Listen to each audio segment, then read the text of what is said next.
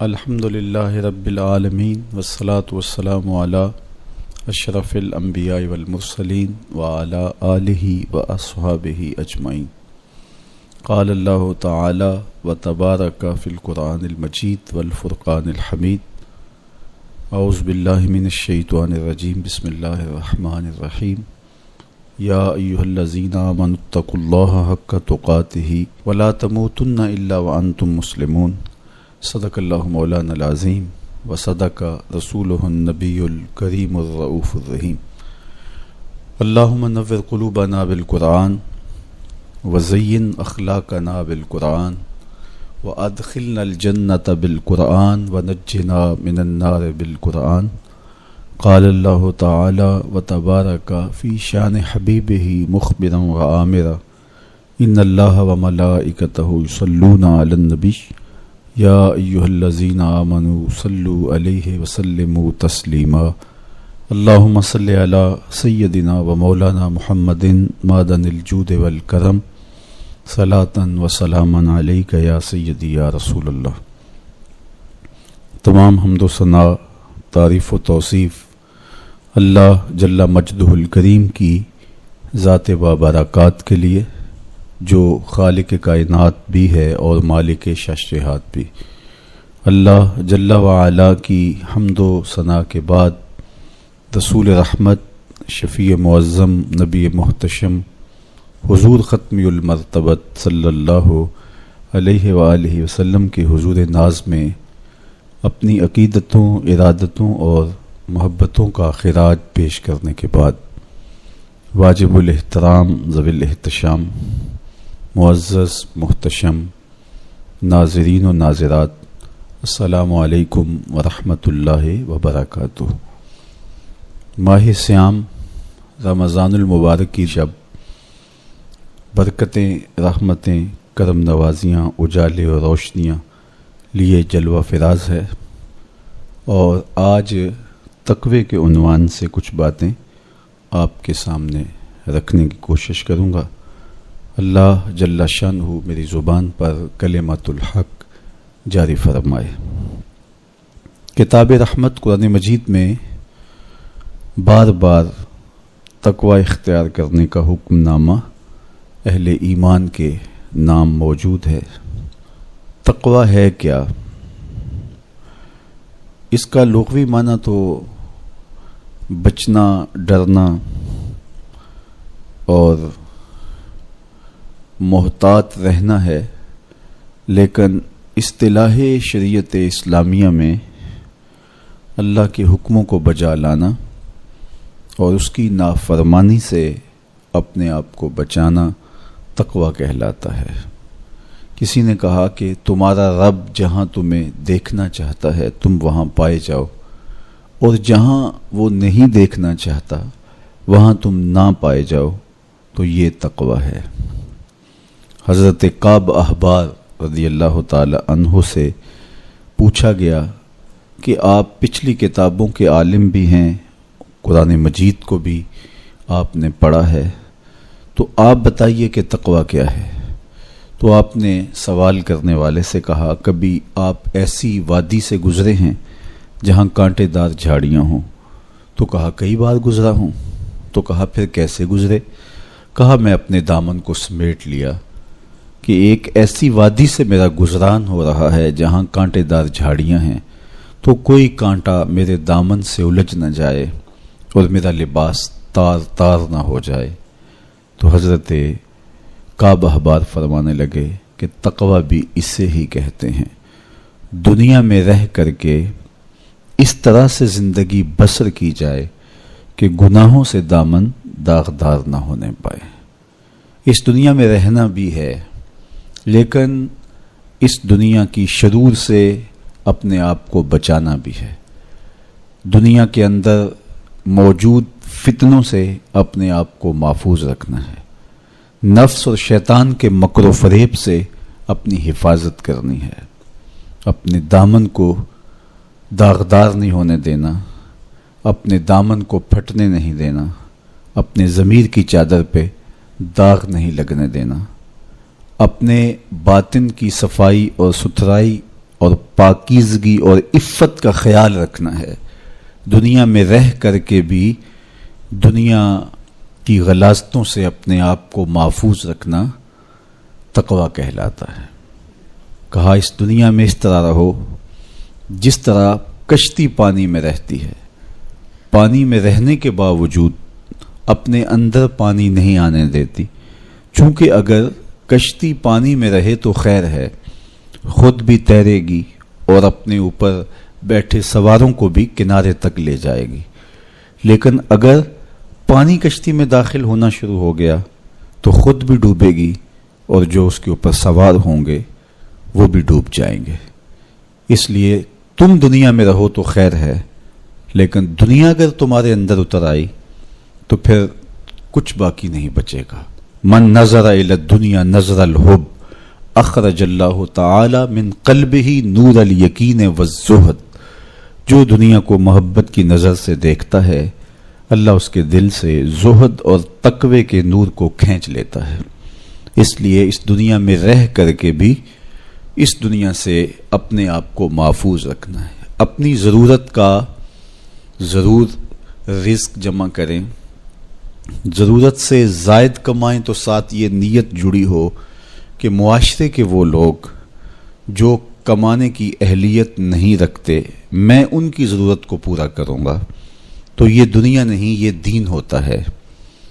لیکن جب خواہشات انسان کو یوں گھیر لیتی ہیں اور وہ اپنے خالق سے غافل ہو کے اس دنیا کو مقصود بنا لیتا ہے تو پھر وہ اپنے اندر اور اپنے باطن کو خراب کر بیٹھتا ہے. تو کعب احبار فرمانے لگے کہ تقویٰ یہ ہے کہ تم اپنے آپ کو جس طرح کانٹے دار جھاڑیوں کے اندر سے گزارتے ہوئے دامن بچاتے ہو اور کوئی کانٹا تمہارے دامن سے الجھ کر تمہارے دامن کو تار تار نہ کر دے، تمہارا دامن پھٹ نہ جائے، تو احتیاط سے گزرتے ہو، تو دنیا میں بھی یوں محتاط رہو اور اپنے آپ کو گناہوں سے آلودہ نہ ہونے دو. حضرت سیدنا علی المرتضیٰ رضی اللہ تعالی عنہ سے تقویٰ کے حوالے سے دریافت کیا گیا تو آپ نے بڑی جامع تعریف ارشاد کی. فرمایا کہ تقویٰ کیا ہے؟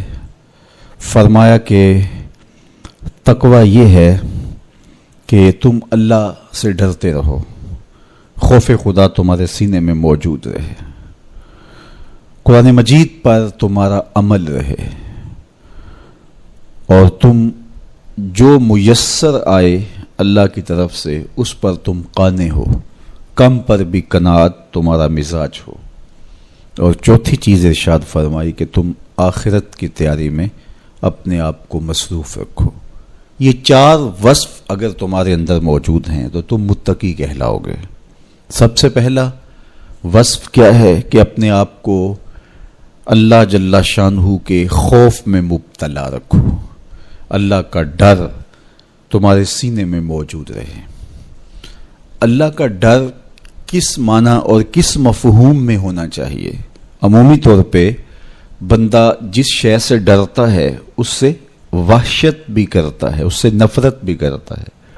سانپ سے ڈرتا ہے، بچھو سے ڈرتا ہے اور موذی جانوروں سے خوف زدہ ہوتا ہے، لیکن اگر ہتھے چڑھ جائیں تو انہیں چھوڑتا بھی نہیں، بلکہ ہمیں تو حکم دیا گیا اقتل الموذیہ قبل ان یوذیہ، قبل اس سے کہ موذی تم کو ایذا دے تم اس کا خاتمہ کر ڈالو، اگر تمہارے بس میں ہو تو تم انہیں مار ڈالو.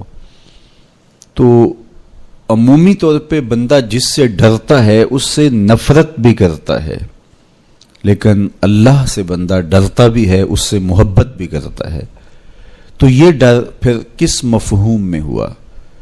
تو کچھ اشیاء سے، کچھ لوگوں سے ڈر ان کے گزند کی وجہ سے ہوتا ہے، لیکن یہ ڈر جو اللہ کا بندہ مومن کے دل میں ہے یہ محبت کا ڈر ہے. جب کوئی کسی سے پیار کرتا ہے تو اس کی ناراضگی سے ڈرتا ہے، وہ روٹھ نہ جائے، وہ ناراض نہ ہو جائے. میری زندگی کا سارا سرمایہ تو اس کی خوشیاں ہیں، اس کی خوشی میری زندگی کا جمال ہے، اور اگر وہ روٹ گیا تو میری زندگی اجڑ جائے گی، میری زندگی کا سارا نور ختم ہو جائے گا، میری زندگی کی ساری خوشیاں ختم ہو جائیں گی۔ تو اللہ سے ڈرنے کا مفہوم بھی یہی ہے کہ جب بندہ اس سے پیار کرتا ہے، اور مومن کی شان ہے والذین آمنوا اشد حبا للہ، جو اہل ایمان ہیں وہ سب سے زیادہ اپنے رب سے محبت کرتے ہیں، ٹوٹ کے چاہتے ہیں اپنے رب کو۔ تو جب اتنی محبت کرتے ہیں اپنے رب سے تو وہ ڈرتے ہیں کہ کہیں ہمارا رب ہم سے روٹ نہ جائے، ہمارا رب ہم سے ناراض نہ ہو جائے۔ تو یہ احساس جب انسان کے ساتھ ہمیشہ جڑا رہے گا کہ میرا اللہ مجھ سے ناراض نہ ہو جائے، تو پھر اس کی زندگی کتنی خوبصورت ہوگی اور وہ گناہوں سے کیوں نہیں بچ پائے گا۔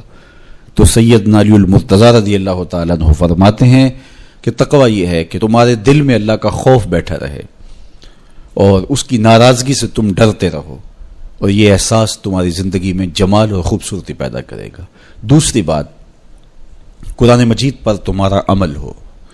جب کتاب اللہ تمہاری رہنما بن جائے اور تم اپنی زندگی کے سارے عمل کتاب اللہ کی بتائی ہوئی تعلیمات کے مطابق کرو گے تو پھر اس کا عملی نتیجہ تو خوبصورت ہوگا۔ جب تھیوری اچھی ہوگی تو پریکٹیکل بھی اچھا آئے گا۔ جب تم قرآن کے بتائے ہوئے طریقے کے مطابق زندگی بسر کرو گے تو کیسے نہیں ہوگا کہ تمہاری زندگی خوبصورت زندگی ہوگی اور تم کامیاب اور بامراد اور خوش نصیب شخص قرار پاؤ گے۔ اس لیے قرآن مجید پہ عمل اپنی زندگی میں لازم کر لو۔ یہ تمہارے رب نے تمہارے نام رسول کریم صلی اللہ علیہ وآلہ وسلم کی وساطت سے ایک پیغام بھیجا ہے، مکمل ضابطہ حیات ہے، دستور زندگی ہے۔ اس کتاب سے وابستگی، دل بستگی، تعلق خاطر تمہیں کبھی رسوا نہیں ہونے دے گا، تمہیں کبھی بے مراد نہیں ہونے دے گا، تمہیں کبھی نقصان میں نہیں پڑنے دے گا، تمہیں ناکام نہیں ہونے دے گا۔ تم ہمیشہ سرخرو ہوگے، کامیاب ہو جاؤ گے، بامراد رہو گے، عزتیں اور وقار تمہارا مقسوم ہوگا اگر اس کتاب کے ساتھ تمہارا تعلق مضبوط ہوا۔ تیسری بات، جو تمہیں میسر ہو اس پر قناعت کرو۔ میسر پر قناعت کرنے کی عادت بن جائے تو زندگی کی تلخیاں ختم ہو جاتی ہیں۔ عمومی طور پہ ہمیں اتنا کچھ اللہ نے عطا کیا ہوا ہوتا ہے، لیکن اس کے باوجود ہم سکون میں نہیں ہوتے، اس لیے کہ ہم ایک ہدف طے کرتے ہیں اور اس کی طرف ہم بڑھتے ہیں۔ تو میسر کا جو سرور ہے، میسر کا جو لطف ہے، اس کو حاصل کرنے کی بجائے جو میسر نہیں ہے اس کی تگ و تاز کے اندر ہم اپنے آپ کو پگھلا رہے ہوتے ہیں۔ تو اس لیے ہم جب اللہ کے دیے گئے پر قناعت کریں گے، ہاں آپ زیادہ کی کوشش کر سکتے ہیں اس نیت کے ساتھ کہ میں دوسرے ضرورت مندوں کی ضرورت بھی پوری کروں، لیکن اطمینان آپ کو یہ ہونا چاہیے کہ جو مجھے میسر ہے، یہ میرا مقدور تھا، یہ مجھے مل گیا، اور اگر میرا مقدور کوئی اور بھی ہوا تو وہ بھی مجھے مل جائے گا، اور ملے گا تب جب اس کا وقت ہوگا، وقت سے پہلے نہیں ملے گا۔ جب ہم اپنے مقدور کو وقت سے پہلے حاصل کرنے کی کوشش کرتے ہیں تو پھر زندگی میں تلخی بھر جاتی ہے، ہم بے چین ہو جاتے ہیں کہ وہ مل کیوں نہیں رہا، میاں وہ کیسے ملے، اس کے ملنے کا بھی وقت ہی نہیں آیا ہے۔ تو ہم ایک اضطراب میں مبتلا ہو جاتے ہیں، بے چین ہو جاتے ہیں۔ اور اگر ہم یہ یقین کر لیں کہ ہمارے مقدور کا ہمیں جب وقت ہوگا تو ضرور ملے گا، تو پھر زندگی کے اندر ایک طمانینت پیدا ہو جائے گی۔ تو جو تھوڑا میسر ہے، جو زیادہ میسر ہے، اس پر ہم مطمئن ہونے کی عادت پیدا کر لیں۔ سیدنا علی المرتضیٰ رضی اللہ تعالی عنہ سے ہی مروی حضور کا ایک فرمان ہے، جو اللہ کے دیے گئے تھوڑے رزق پہ راضی ہو گیا، اللہ اس کے تھوڑے عملوں پہ راضی ہو جائے گا۔ تو قناعت کا جوہر نصیب ہو جائے تو پھر زندگی سوکھی بھی ہو جاتی ہے اور تقوی کی دولت بھی نصیب ہو جاتی ہے۔ چوتھی چیز سیدنا علی المرتضیٰ رضی اللہ تعالیٰ عنہ فرماتے ہیں، یہ ہے کہ تم آخرت کی تیاری میں لگے رہو۔ تمہارا جب ہدف وہ ہے کہ میں ایک دن اللہ کے حضور پیش ہونا ہے اور اپنے سارے اعمال کی جواب دہی اور سارے اعمال کا حساب میں نے اس کے حضور پیش کرنا ہے، تو پھر تم پھونک پھونک کے قدم رکھو گے، حزم و احتیاط سے زندگی گزارو گے. اور تقوی نام ہی حزم و احتیاط کا ہے. تقوی نام ہی زندگی کو منظم اور مرتب کر کے اللہ کے حکموں کو بجا لانے کا ہے. حضرت شیخ احمد شیخ مجدد الفسانی علیہ رحمہ فرماتے ہیں کہ تقوی دو چیزوں سے عبارت ہے، ایک اللہ کے حکموں کو بجا لانا اور ایک اللہ کی منع کردہ چیزوں سے اجتناب کرنا. اور بڑی خوبصورت بات آپ نے کی، فرمایا اللہ کے حکموں کو بجا لانا، اس کی اطاعت اور فرما برداری کرنا، یہ تو فرشتے بھی کرتے ہیں اور انسان بھی کرتے ہیں، لیکن وہ چیزیں جو منع کی گئی ہیں ان سے رک جانا تو یہ کام صرف انسانوں کا ہے، چونکہ فرشتوں کے اندر تو یہ چیز ہی موجود نہیں ہے. ان کے اندر خواہشات رکھی ہی نہیں گئی جن سے وہ رک جائیں، آرزوئیں رکھی ہی نہیں گئیں جن سے وہ باز آ جائیں. تو وہ تو اللہ کی عبادت کرتے ہیں، ذکر و فکر میں لگے ہیں، طاعت اور فرما برداری میں لگے ہیں، اور ان امور سے رکنے کا ان کا باب ہی نہیں ہے. تو یہ حضرت انسان کا کام ہے کہ وہ ان امور سے منع ہو جائے جن امور سے ان کے رب نے انہیں منع کیا ہے. تو یہ شے حضرت انسان کو ممتاز کرتی ہے اور تقوی کے حصول کا ذریعہ اور ضامن بنتی ہے.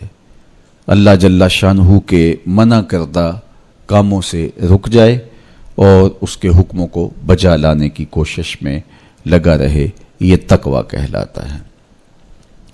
بعض نے یہ کہا کہ انسان کے جو ظاہری اعمال ہیں اور انسان کے جو باطنی اعمال ہیں، ان دو اعمال کو دو حصوں میں تقسیم کیا.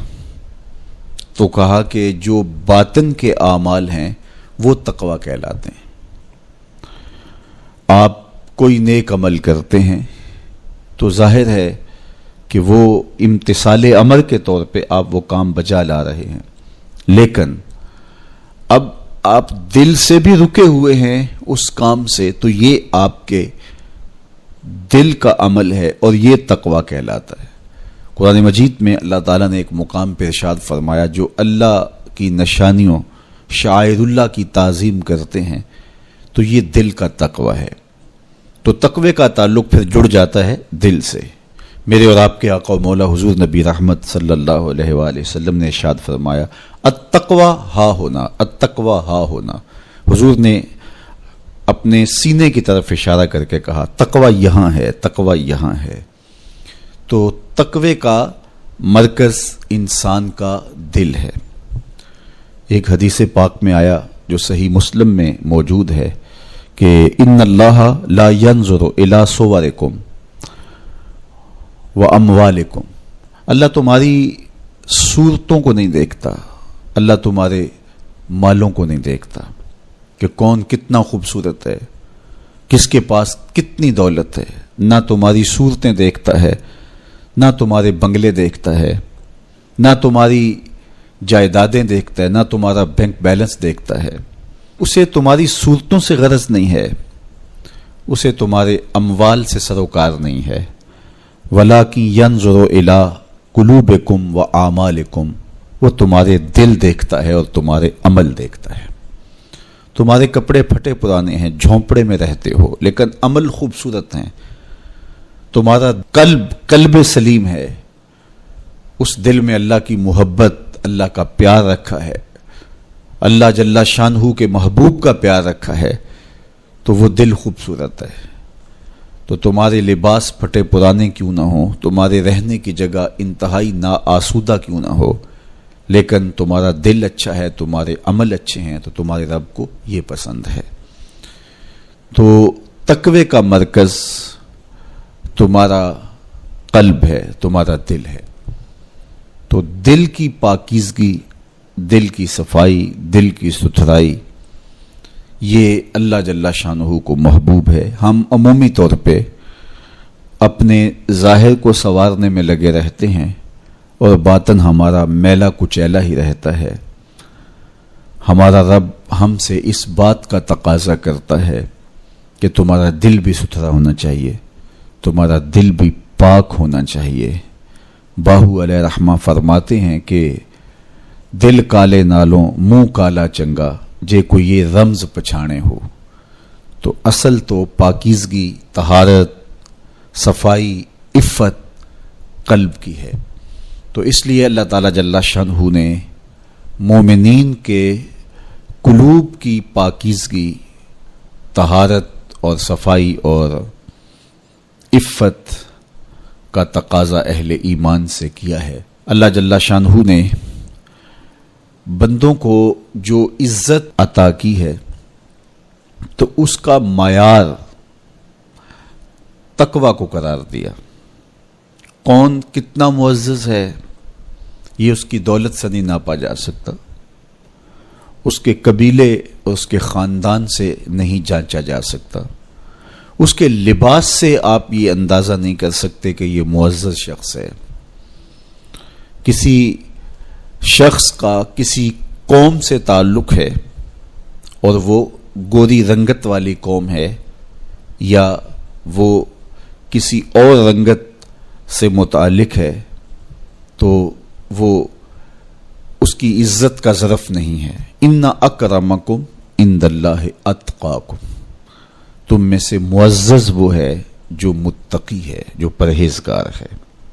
دیکھیے ابو لہب قریشی النسب تھا، لیکن خوبصورت ہونے کے باوجود، عالی مرتبت نسب رکھنے کے باوجود آج بھی اس پر لعنتیں برس رہی ہیں۔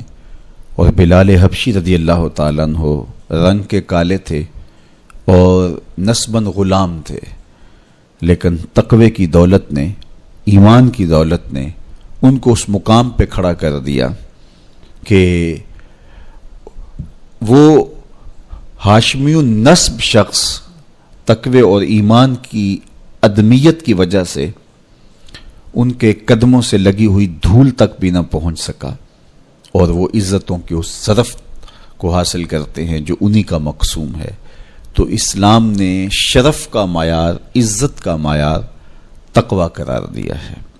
تو اس لیے ہمیں تقوی کو حاصل کرنے کے لیے کوشاں رہنا چاہیے اور ایسے اعمال بجا لانے چاہیے کہ جس سے ہمیں تقوی حاصل ہو۔ حضرت شیخ احمد مجدد الفسانی علیہ رحمہ فرماتے ہیں، جو شخص اپنے اوپر 10 چیزوں کو لازم کر لیتا ہے تو لازمی نتیجہ یہ ہوتا ہے کہ وہ متقی بن جاتا ہے۔ وہ 10 چیزیں کون سی ہیں؟ ماہ صیام کے ان حسین لمحوں میں ہمیں وہ 10 اوصاف اپنے اندر پیدا کرنے چاہیے تاکہ ہم متقی بن جائیں، اور متقی اللہ کے محبوب بندے ہیں۔ تقوی اختیار کرنے والے اللہ جل شانہ کی رحمتوں کے خاص مستحق ہیں۔ جنہیں تقوی کا نور نصیب ہوتا ہے وہ اللہ کی رحمتوں کے سائے میں آ جاتے ہیں۔ اگر ان پر مصائب، آلام، مشکلیں آتی ہیں تو ان کے تقوی کی وجہ سے اللہ انہیں راستے عطا کر دیتا ہے۔ وَمَن يَتَّقِ اللَّهَ يَجْعَل لَّهُ مَخْرَجًا وَيَرْزُقْهُ مِنْ حَيْثُ لَا يَحْتَسِبُ۔ اللہ اکبر۔ ارشاد فرمایا کہ جو اللہ سے ڈرتا ہے، تقوی اختیار کرتا ہے، اس کے لیے ہم مصیبت سے نکلنے کے راستے پیدا کر دیتے ہیں، اور اللہ جل شانہ اس کے لیے وہاں سے رزق عطا کرتا ہے جہاں سے اسے گمان بھی نہیں ہوتا ہے۔ تو یہ تقوی کا نتیجہ ہے جو اہل تقوی کو نصیب ہوتا ہے۔ تو حضرت شیخ نے 10 وہ امور بتائے جو اپنے اوپر لازم کر لینے سے تقوی نصیب ہوتا ہے۔ سب سے پہلی بات آپ فرماتے ہیں زبان کو غیبت سے بچائے۔ اتقاء کے حصول کے لیے زبان کو پاک کرنا ضروری ہے۔ انسان کے زیادہ تر گناہ اس کی زبان کی وجہ سے ہیں، اور غیبت یہ بدترین عمل ہے، اور اس کو بدکاری سے بھی برا قرار دیا گیا ہے۔ الغیبت اشد من الزنا، تو اپنی زبان کو غیبت سے بچائے۔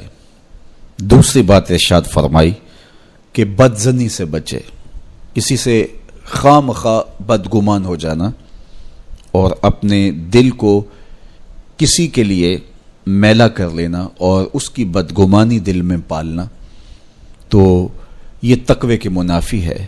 تو کسی کی بدگمانی سے، بدظنی سے اپنے دل کو بچائے، زبان کو غیبت سے بچائے، دل کو بدگمانی سے بچائے، اور مسخرہ پن سے بچے، بات بات پہ ٹھٹھے مار کے ہنسنا اور اس طرح کی زندگی بسر کرنا۔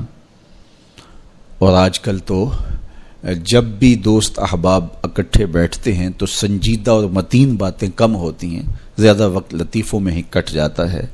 انسان کو خوش مزاج ہونا چاہیے، اس کی طبع میں شگفتگی ہونی چاہیے، لیکن شگفتگی، خوش مزاجی اور مسخرہ پن میں فرق ہے، اس کو سمجھنا چاہیے۔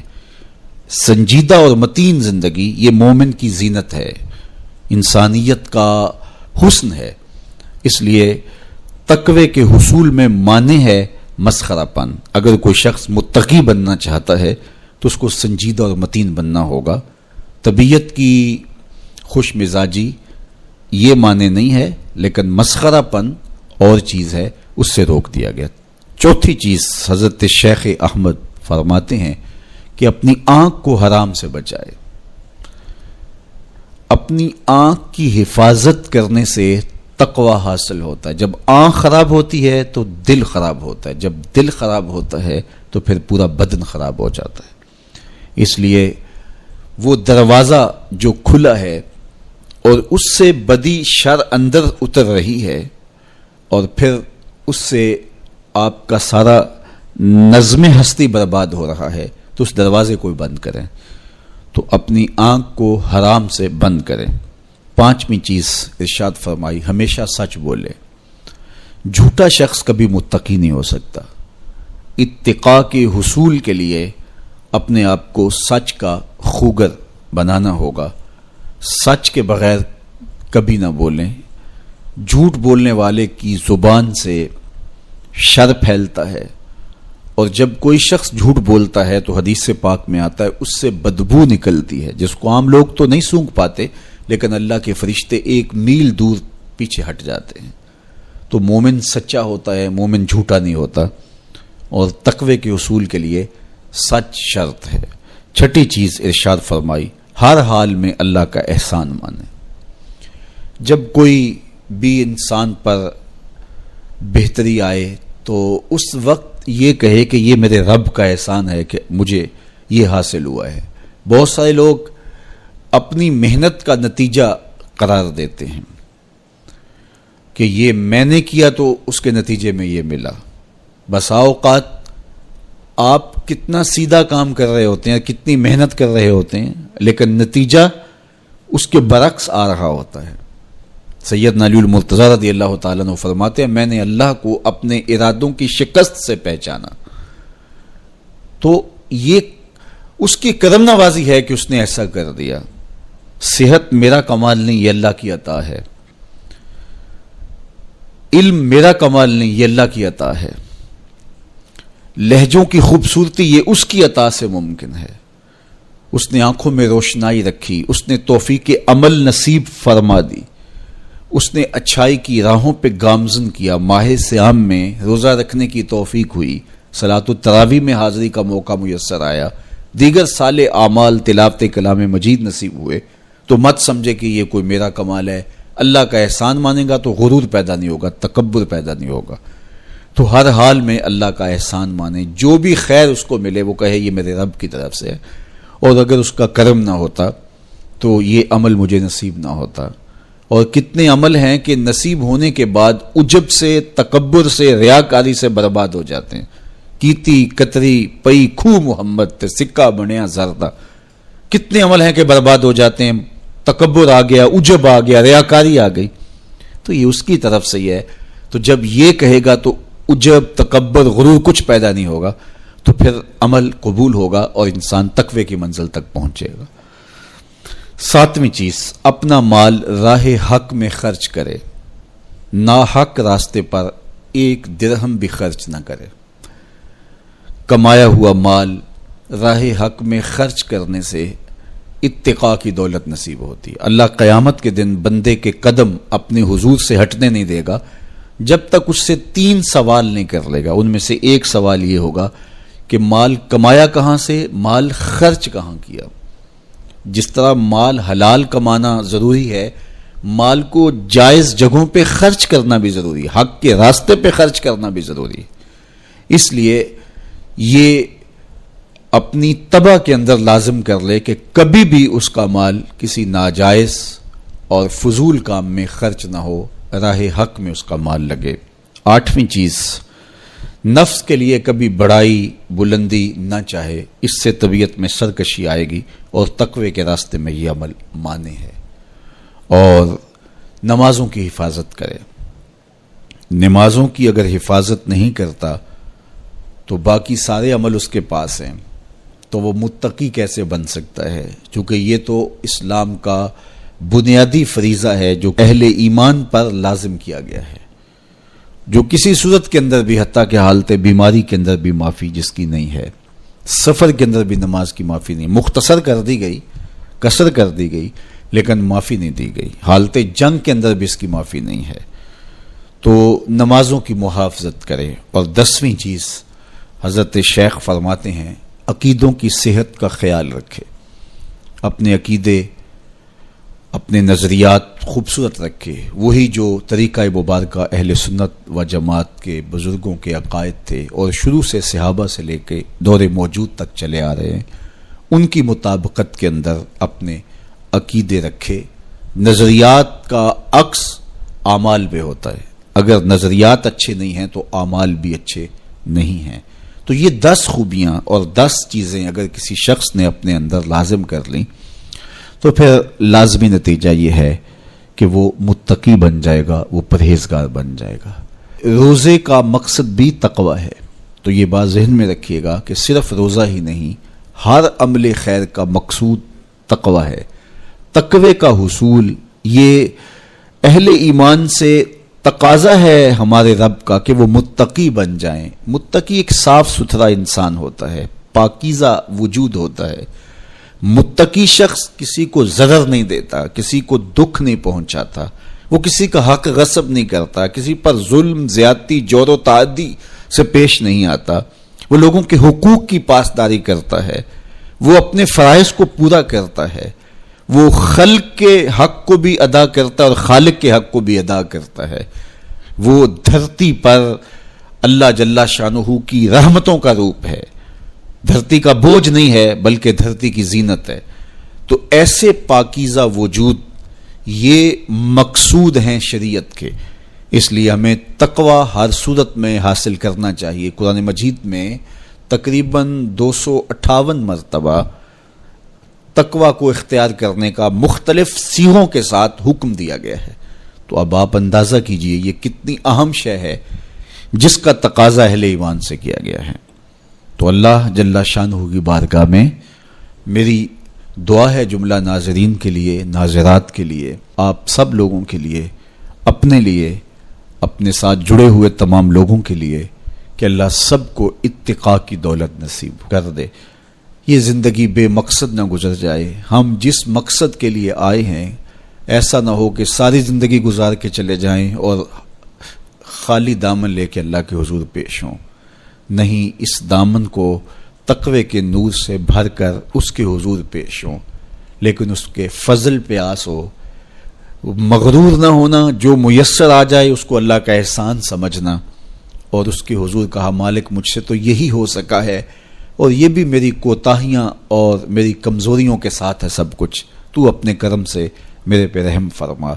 تو اللہ تعالیٰ کو ایسا بندہ بڑا پسند ہے جو اس کو راضی کرنے کی کوشش میں لگا رہتا ہے ساری زندگی۔ آپ کے پاس ایک ملازم ہے اور وہ کمزور ہے، لیکن سارا دن کوشش میں لگا رہتا ہے، کبھی وہ دیواریں صاف کر رہا ہے، کبھی وہ آپ کے دروازے پر کپڑا لگا کے اس کو صاف ستھرا کر رہا ہے، کبھی پانی آپ کو پیش کر رہا ہے، کبھی آپ کی گاڑی کو کپڑا لگا کے صاف کر رہا ہے، کبھی اور آپ کے کام میں لگا ہے، اور وہ کمزور ہے، کبھی بیچارہ تھک کے دھوپ میں بیٹھ بھی جاتا ہے، کبھی اس سے ہوتا ہے کبھی اس سے نہیں ہوتا، لیکن وہ نیت سے برا نہیں ہے، ہر وقت اس کی کوشش ہے کہ صاحب مجھ سے راضی ہو جائیں، تو آپ اس کی بہت ساری کوتاہیاں معاف کر دیتے ہیں۔ وہ کہتے ہیں یار کمزور ضرور ہے لیکن نیت کا ماڑا نہیں ہے۔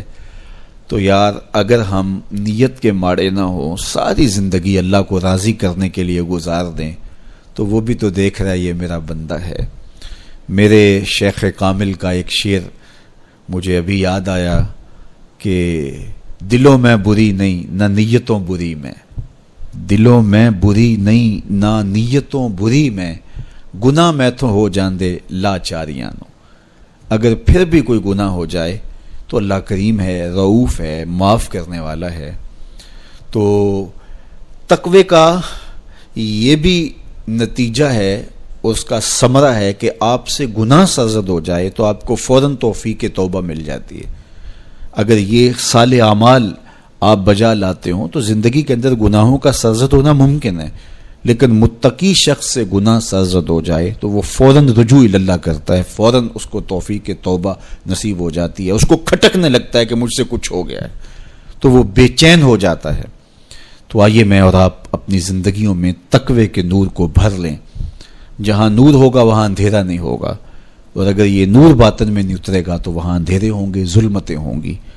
تو اندھیروں سے اور ظلمتوں سے اٹا ہوا دل لے کے ہم اللہ کے حضور پیش نہ ہوں، بلکہ نور سے بھرا ہوا دل اس کی دہلیز پہ رکھیں اور اس کی رحمتوں کی خیرات مانگیں۔ ماہ صیام کی مبارک گھڑیوں کی برکت سے اللہ مجھے آپ کو تقوی کی دولت نصیب فرمائے۔ جو کہا گیا اس کو روحوں میں اتار دے، باطن کی پاکیزگی ستھرائی نصیب کرے۔ وآخر دعوانا ان الحمدللہ رب العالمین۔